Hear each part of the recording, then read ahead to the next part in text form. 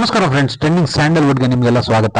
Kannada big boss season 12ರ 12ನೇ ವಾರದ ನಾಮಿನೇಷನ್ಸ್ಗೆ task ಗಳನ್ನ ಕೊಡ್ತಾ ಇದ್ದಾರೆ ಬಿಗ್ ಬಾಸ್. ಕಳೆದ ವಾರ ಅಶ್ವಿನಿ ಮತ್ತು ಚೈತ್ರ ಮಧ್ಯ ಉಸ್ತುವಾರಿ ವಿಚಾರದಿಂದ ಶುರುವಾದ ಗುದ್ದಾಟ ಇಲ್ಲಿ ಕೂಡ ದೊಡ್ಡ ಮಟ್ಟದಲ್ಲಿ ಮುಂದುವರಿಯುವ ಸೂಚನೆ ಕಾಣಿಸ್ತಾ ಇದೆ.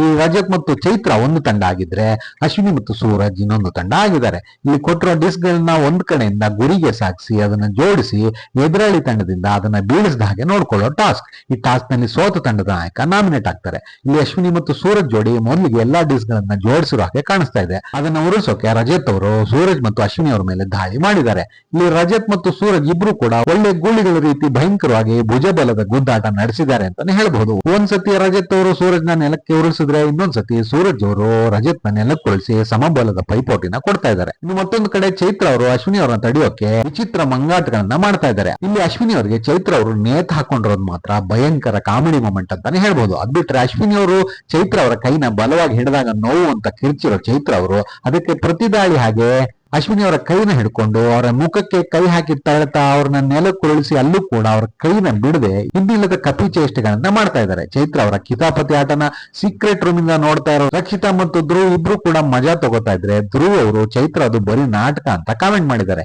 ಇಲ್ಲಿ ಅವರು ಚೈತ್ರ ಅವರಿಗೆ ಬರೀ ವಟವಟ ಅನ್ನೋದಲ್ಲ ಆಡು ಅಂತ ಹೇಳಿದ್ದಾರೆ. ಚೈತ್ರ ಅವರ ಮಂಗಾಟಕ್ಕೆ ಕ್ಯಾಪ್ಟನ್ ರಾಶಿಕ್ ಅವರು ಇವ್ರ ಟೀಮ್ ನ ಒಂದು ಡಿಸ್ಕ್ ತೆಗೆಯೋ ನಿರ್ಧಾರ ಮಾಡಿದ್ರೆ, ಅದಕ್ಕೆ ರೊಚ್ಚಿಗೆದ್ದಿರೋ ಚೈತ್ರ ನಿಮ್ಗೆ ಬೇಕಾದವರನ್ನ ಸೇವ್ ಮಾಡ್ಕೊಳ್ಳೋದಾದ್ರೆ ಯಾವ ನೈತಿಕತೆ ಮೇಲೆ ನಮ್ಮ ಉಸ್ತುವಾರಿ ಬಗ್ಗೆ ಪ್ರಶ್ನೆ ಮಾಡಿದ್ರೆ ಅಂತ ಕೂಗ್ತಾ ಅದೇ ಉಸ್ತುವಾರಿ ನಿಮಗೆ ಕರ್ಮ ರಿಟರ್ನ್ಸ್ ಅನ್ನೋ ಹಾಗೆ ಹೊಡೆಯುತ್ತೆ ಅಂತ ಆರ್ಭಟಿಸಿದ್ದಾರೆ. ಇದಕ್ಕೆ ಕೌಂಟರ್ ಕೊಟ್ಟರು ಕ್ಯಾಪ್ಟನ್ ರಾಶಿಕಾ, ನಿಮ್ದು ಎಷ್ಟು ನಾಟಕ ಅಂತ ಈ ಟಾಸ್ಕ್ ನಲ್ಲೇ ನೋಡಿದೀವಿ ಅಂತ ಹೇಳ್ತಾ ಇದ್ದಾರೆ. ಇಲ್ಲಿ ಪ್ರಮೋದಲ್ಲಿ ತೋರಿಸಿರೋ ಪ್ರಕಾರ ಹೋದ್ರೆ ಚೈತ್ರ ಅವರು ಕಳೆದ ವಾರದಿಂದ ಕಳೆದ ಸೀಸನ್ ನ ಕಿತಾಪತಿ ಮಾಸ್ಟರ್ ಚೈತ್ರ ಆಗಿ ಟಾಸ್ಕ್ ಗಳಲ್ಲಿ ತಮ್ಮ ಡೆವಿಲ್ ಮೈಂಡ್ ಉಪಯೋಗಿಸಿ ಚಿತ್ರ ವಿಚಿತ್ರವಾಗಿ ಆಡಿ ಬೇರೆಯವ್ರ ಮೇಲೆ ಗೂಬೆ ಕೂರಿಸ್ತಾ ಇರೋ ರೀತಿ ಕಾಣಿಸ್ತಾ ಇದೆ.